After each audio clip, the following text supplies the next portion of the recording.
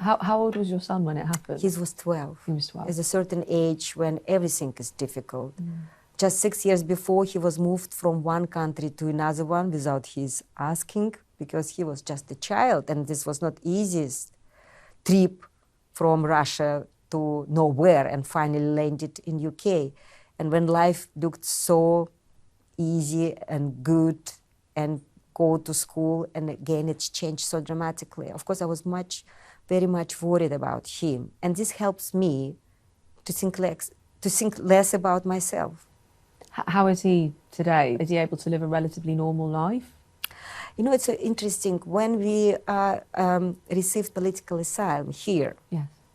and we had a protection name, like an English name, and Sasha explained it would be easy to us to travel, not to have a lot of attention. And when Anatoly was 15, and he said, "Mommy, could I change my English name to my real name, Anatoly Litvinenko, when I will have my adult passport?" I say, "Yes, of course, you can do it." But something happened, and he didn't change.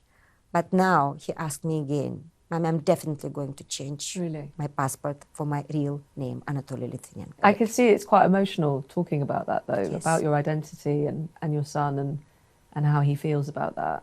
Yes, but I'm very proud of him, because his life wasn't easy. When you are a teenager, you want to live your life, meet friends, but when you see every time picture of your father, of your mother, or himself in the newspaper, it was very difficult, and he avoids this publicity.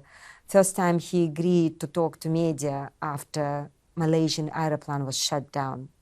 He was emotional, so breaking. He told me, "Mommy, I don't understand these people, because they will not have justice.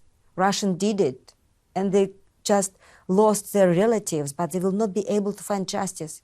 What was his point?